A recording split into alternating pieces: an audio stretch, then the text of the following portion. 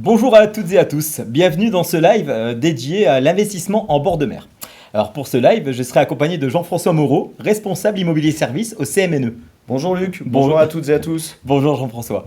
Bienvenue dans ce live. Alors vous êtes nombreux à vous être inscrits, un peu plus de 600 personnes, donc merci. Jean-François et moi vous remercions pour ça. Ce live va nous prendre à peu près 20 minutes, une vingtaine de minutes. On n'aura pas la partie interactivité, vu le nombre. Par contre, ne vous en faites pas, vers la fin de la présentation, on vous donnera quelques petits trucs pour avoir réponse à toutes les questions que vous pourriez vous poser. Et surtout, de vous apporter les réponses. Alors Jean-François, on va démarrer dans le vif du sujet. Pourquoi ce thème, investir en bord de mer ? Bon, alors Luc, déjà, pourquoi l'investissement en bord de mer ? Parce que je pense que toi, comme moi, c'est plutôt une région qui nous est chère, puisque je crois que toi, tu es originaire de Dunkerque. Exact. Et moi, de cette magnifique côte d'Opale. Ouais. Donc forcément, ça pouvait être un des éléments, mais ce n'est pas le seul, bien évidemment. Pourquoi l'investissement en bord de mer ? Parce que il faut savoir qu'aujourd'hui, il y a plus de 35 millions de personnes qui convergent chaque année pour profiter de la beauté des paysages et s'y ressourcer. C'est un marché qui n'a pas faibli au niveau immobilier, malgré tout ce qu'on peut entendre. Le marché en bord de mer est reste très dynamique. Encore une fois, l'avantage, c'est qu'on a en France 5500 km de côte. Ouais. Donc on est plutôt bien gâté au niveau du bord de mer. France métropolitaine. Exact, puisque si on ajoute les dom-toms, on est même à 20 000. D'accord. Et donc cette attractivité des 5500 km de côte et éventuellement des 20 000 avec les dom-toms font qu'aujourd'hui, c'est statistique, mais il y a 2,5 fois la densité par habitant est 2,5 fois supérieure sur la côte plutôt que sur la moyenne française. Donc vous voyez, il y a vraiment une attractivité naturelle au bord de mer. Alors d'ailleurs, quand tu parles d'attractivité, on en discutait tout à l'heure, je sais que tu reviens toujours sur 3 pôles d'attractivité principaux. Oui, alors il y en a un que je viens d'expliquer qui est le plus naturel, c'est d'y aller finalement pour la beauté des paysages, la qualité de vie. Ça, c'est un domaine, un pôle d'attractivité très important pour tous nos clients qui souhaitent acheter de l'immobilier. Le deuxième, et je pense que tu auras un petit clin d'œil parce que c'est pareil, c'est pas loin de ta ville d'origine, mais il y a l'attractivité économique, puisqu'on a de plus en plus de villes, alors ça peut être des ports, ça peut être forcément parfois des stations balnéaires, mais qui ont une attractivité économique qui font que il peut être intéressant d'investir dans l'immobilier dans ce sens. On voit, alors c'est pas de la pub, mais cette semaine, dans La Voix du Nord, il y avait un supplément de 12 pages qui parlait du Grand Dunkerquois où il y avait une promesse à horizon 2030 de 20 000 emplois.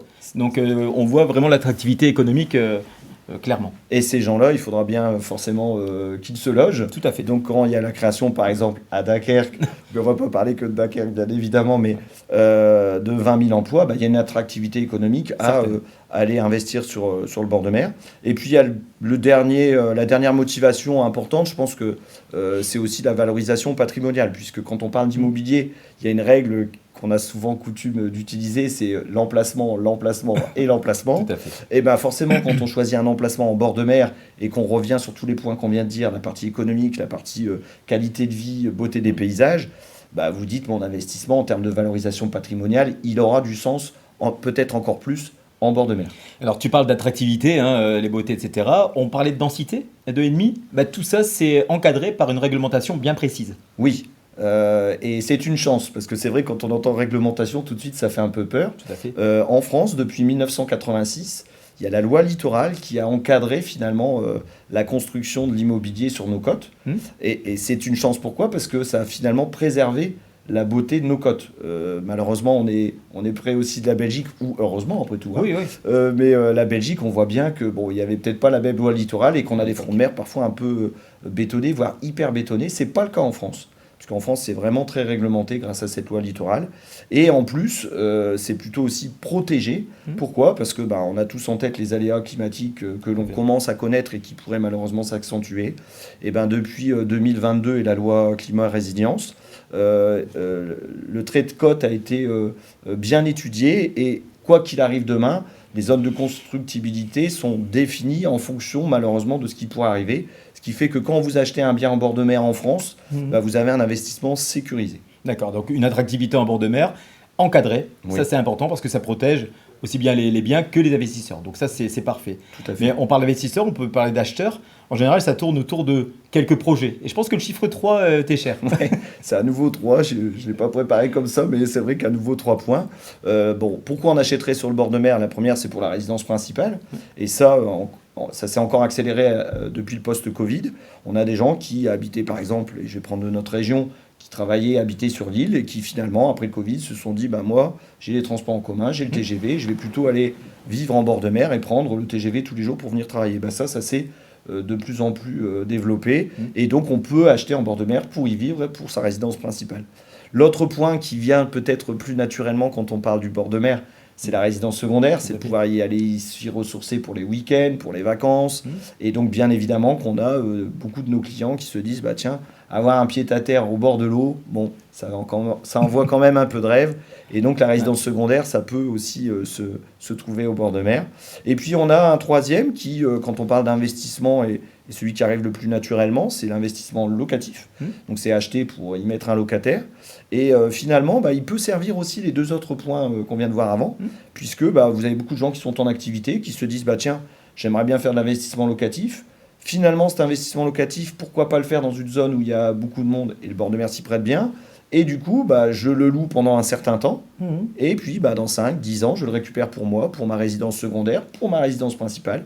Mais donc, voilà les 3 leviers, finalement. La résidence principale, la résidence secondaire et la résidence locative. Alors oui, ok, moi ça me parle bien, hein, l'investissement en bord de mer. On a vu l'attractivité, les motivations, la RP et tout ça. Mais qu'est-ce qui ferait que, plutôt que de passer par un promoteur, je viendrais plus au CMNE? Pourquoi passer par le CMNE? Alors oui, c'est une bonne question. Et je vous invite toutes et tous, pardon, à passer bien évidemment avec le Crédit Mutuel. Alors pourquoi il faut passer avec nous? Alors la première, c'est que quand on achète un bien comme ça, il faut quand même un minimum de sécurisation, de garantie. Et passer avec le Crédit Mutuel, c'est d'avoir la garantie de passer avec un constructeur et un promoteur sérieux, qui propose les bonnes garanties, qui encadre bien l'investissement. Donc nous, on va déjà sélectionner une partie des promoteurs pour vous. Vous n'avez pas besoin de faire le choix, on l'aura fait en amont pour vous. Une fois qu'on a choisi ces promoteurs, on ne va pas référencer d'office l'ensemble de leurs programmes.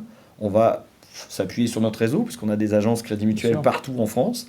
Et bien évidemment que s'il y a un promoteur qu'on aurait choisi pour les garanties et la qualité de livraison, on va lui demander en plus, et on va bien évidemment consulter notre agence pour dire, tiens, tu connais bien ta région, tu connais bien ta ville, est-ce que tu penses que c'est un bon investissement pour nos clients d'être là? Auquel cas, s'il dit oui, on référence le programme. Donc ça, c'est vraiment la sécurisation du choix. Vous payez exactement le même prix, c'est-à-dire que vous n'avez pas de supplément à bénéficier de cet accompagnement. Donc vous payez le même prix que vous achetiez directement chez le promoteur ou chez nous. Mais l'avantage, c'est que nous, on aura fait déjà une sélection en amont pour vous. L'autre point que je peux mettre en avant sur le Crédit Mutuel, c'est le financement. Puisque à la base, le métier de banquier, c'est quand même de prêter de l'argent pour que vous achetiez de l'immobilier. On continue, bien évidemment, on s'est d'ailleurs jamais arrêté à prêter de l'argent pour tous les gens qui souhaitent acheter leur résidence principale, locative ou secondaire. Et en plus, on a une petite particularité, on a un financement qui est propre au Crédit Mutuel. Il n'y a que chez nous que vous aurez ça, c'est ce qu'on appelle l'envol IMO. Et l'envol IMO, il vous permet tout simplement, grâce à un mécanisme d'amortissement un peu différent de ce que vous pouvez connaître habituellement, de diminuer votre effort que vous devez y consacrer. Donc là, on a vraiment un sujet sympa de passer avec le Crédit Mutuel. Et la finalité de tout ça, c'est qu'en plus, vous faites tout ça avec votre conseiller habituel, le conseiller qui vous connaît, que vous connaissez, et qui fait que, en voyant une seule personne, vous avez accès à tout ça. Voilà la raison pour laquelle vous avez tout intérêt à passer avec nous. Alors, je comprends tout à fait ça, mais moi, je voulais... alors, tu as refusé, hein, je voulais un exemple d'investissement sur la côte, mais j'ai bien compris, en fait, en fonction du... On voit bien, il y a énormément de personnes connectées. On voit les 5500 km de côte avec des investissements qui peuvent se faire à Dunkerque ou à Monaco ou à Narbonne. Et donc, chaque cas est un cas particulier. Mais j'aimerais quand même savoir un petit peu le catalogue qu'on a. Est-ce qu'on a des offres sur notre côte? Est-ce qu'on a des offres en Méditerranée? Où sont les offres? Et combien d'offres on a? C'est vrai qu'on a hésité à ce webinaire, à se dire est-ce qu'on ne présenterait pas un ou deux programmes? Et finalement, quand on regarde la profondeur de notre catalogue, on se dit c'est pas possible de faire un choix. Donc on va quand même vous donner une photo globale. La photo globale déjà, c'est de se dire qu'aujourd'hui on a 220 programmes sur notre côte. Et quand je parle de côte, c'est des villes qui donnent accès direct à la mer. Donc soit par un port, soit par une plage. Mais on est bien sur des villes en bord de mer, pas des villes qui sont à 4 ou 5 km. D'accord. Forcément, on a aussi des programmes ailleurs, mais là, quand je vous parle des 220 programmes et des 2300 lots, On est vraiment au bord de mer. D'accord. Donc ça, c'est une vue globale, avec également quelques programmes dans les dom-toms, donc ça peut être intéressant aussi pour quelqu'un qui voudrait même se projeter plus loin que sur la métropole. Donc on a bien 2300 lots, et si on fait une photo, Ouais. je pense que ça se défile au fur et à mesure, mais si on parle de notre belle Côte d'Opale, alors bon, on est allé jusque Oui. Dunkerque, il y a un débat de savoir si Dunkerque fait Qui n'est partie. pas sur la côte d'Opale, Voilà, mais bon. On va se j'ai dire compris. entre nous que La grande Côte d'Opale. la grande Côte d'Opale de Dunkerque à la baie de Somme, eh ben, c'est plus de 26 programmes avec 300 lots D'accord. disponibles.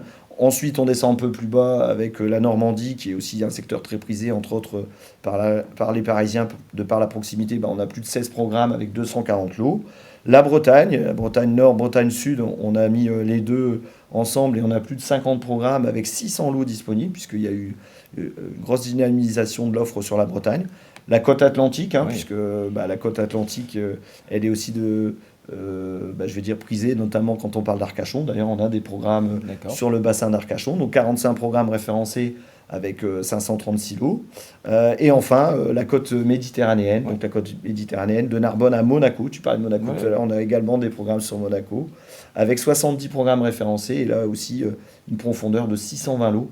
Donc tu comprendras qu'on ne pouvait pas présenter un Tout seul à fait. programme, parce qu'on aurait fait des déçus, mais là, vous vous doutez bien qu'avec ce que vous voyez là, on a chaussure à son pied, je pense, et on devrait trouver son bonheur. Alors tu parles de chaussures à son pied, moi je vais prendre une autre expression, Bon. c'est la cerise sur le gâteau ou sur la pavlova, hein. Je pense qu'en plus de la profondeur de catalogue, en plus de l'attractivité, il y a une attractivité qui peut être aussi d'ordre fiscal par exemple. Et on a pas mal de choses à avoir. Oui, c'est un élément qu'il faut prendre en compte dans tout investissement. Ça ne doit pas être l'élément premier, puisque l'élément Tout à fait. premier, c'est d'abord d'acheter de l'immobilier, soit pour y vivre, soit pour le louer, soit pour la résidence secondaire. Mais comme tu le dis, je reprends ton expression, la cerise sur le gâteau. En effet, il peut y avoir des incitations ou des cadeaux supplémentaires. C'est des cadeaux de l'État, il faut les prendre. Donc le premier, c'est le déficit foncier. Alors je ne vais pas rentrer dans le détail dans le webinaire, mais l'idée du déficit foncier, c'est quoi? C'est j'aimerais bien acheter un bien en bord de mer, et puis finalement, j'ai déjà des revenus fonciers, parce que j'ai déjà un appartement, j'ai déjà une maison que je loue. Et bien, sur ces revenus, je suis fiscalisé. Et bien, grâce à votre nouvel investissement, avec certains programmes qui bénéficient de pas mal de travaux, puisque c'est des travaux de réhabilitation, souvent des belles résidences avec Des belles adresses. avec une belle histoire, Mhm. et ben vous pouvez diminuer la fiscalité de vos revenus fonciers. Donc, vous voyez, vous achetez en bord de mer, et en plus, vous payez moins d'impôts sur vos revenus fonciers. L'autre élément qui est quand même, je pense, connu, c'est Pinel. Oui. Alors Pinel, c'est pas dans toutes les villes, mais on a des villes du bord de mer qui sont éligibles à la loi Pinel, qui fait que, encore une fois, vous achetez pour louer et pour pouvoir en profiter plus tard, et ben vous bénéficiez d'une réduction d'impôt. On a un autre élément qui n'est pas fiscal, mais qui est plus juridique, c'est de la nue propriété. Mhm. Alors le gros avantage de la nue propriété, c'est de se dire, finalement, moi j'aimerais bien aller dans peut-être des adresses un peu prestigieuses, par exemple du Cannes, ce genre de choses, et on se dit, mince, mais moi j'ai pas les moyens. Avec le mécanisme de nue propriété, on a finalement une décote à l'achat, puisqu'on l'achète en nue propriété. Au lieu de le payer 100, on va le payer 40% moins cher. Et au bout d'une quinzaine d'années, vous récupérez le bien en pleine propriété, tout en l'ayant payé à un D'accord. prix complètement hors marché. Et le dernier élément, je l'ai mis à la fin, parce que souvent quand on parle de cote, on parle en tourisme. Bien sûr. Et forcément, le meublé, le gros avantage du meublé, c'est que vous avez une rentabilité de placement plus élevée. Et quand vous achetez en bord de mer, quand vous n'y êtes pas, vous pouvez vous dire, finalement, je vais peut-être le louer en meublé. Et non seulement vous pouvez le louer en meublé, et fiscalement, le meublé est très intéressant, puisqu'il n'alourdit pas votre fiscalité. Donc on a vraiment des dispositifs qui finalement, allez, je reprends la cerise sur le gâteau, viennent ajouter un élément complémentaire qui pourrait vous décider finalement de passer à l'acte. Bon, s'il y a pas mal d'éléments comme ça, moi j'aurai encore plein de questions et je me doute que derrière l'écran sur la présentation, les personnes connectées se posent aussi des questions. Comment je m'y prends? Si je suis intéressé, alors pour investir ou simplement si je veux en savoir plus, avoir des éléments chiffrés, comment je dois m'y prendre?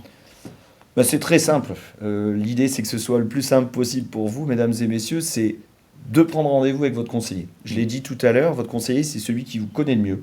C'est celui qui saura avec vous découvrir au mieux votre besoin. C'est celui qui, à l'aide d'un collègue consacré à l'immobilier ou dédié à l'immobilier, pourra trouver la perle rare, la chaussure à son pied, Ouais. et qui pourra poser les chiffres avec vous. Puisque c'est vrai que je peux comprendre que dans une présentation comme celle-ci, on peut se dire, oui, ça me paraît intéressant, il y a du catalogue, mais moi, j'aimerais bien acheter à tel ou tel endroit. prenez rendez-vous avec votre conseiller. Alors l'avantage maintenant, c'est, regardez, on en est la preuve aujourd'hui, c'est que vous pouvez bien évidemment aller dans nos agences, vous pouvez bien évidemment aussi le faire par visio. Dans un premier temps, ça peut être intéressant aussi pour découvrir plus précisément le Peut-être projet, faire les zones de dégrossir le recherche, projet. dégrossir le projet. Pourquoi pas dans un premier temps en visio, Bien sûr. mais dans tous les cas, prenez contact avec votre conseiller parce que votre conseiller, il sera avec un collègue dédié à l'immobilier, bien identifier votre besoin et vous faire une proposition chiffrée sur votre, je dis projet, mais on pourrait presque dire pour certains, votre rêve. Jean-François, le live va toucher quasiment à sa fin, hein. On a déjà passé 15 minutes ensemble.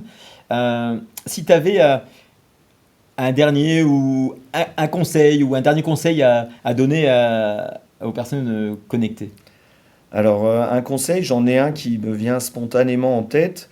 Ce serait tout simplement, puisqu'on entend pas mal de choses sur l'immobilier aujourd'hui, hein, c'est vrai quand vous regardez les articles de presse, vous écoutez la radio ou les chaînes d'infos, on peut se dire oh là là, l'immobilier c'est sinistré, il faut surtout pas y aller. Bon, je crois que dans ces éléments-là, il faut prendre un peu de recul. Vous savez, nous on est des banquiers, et nous les banquiers, on a bien sécurisé l'investissement de nos clients. Donc pourquoi finalement je parle de conseils dans l'immobilier? Il y a des éléments qu'il faut donc avoir en tête, c'est qu'aujourd'hui, on n'a pas assez d'offres. On ne construit pas assez de logements en France. Ça fait des années qu'on est en déficit de construction de Bien sûr. logements.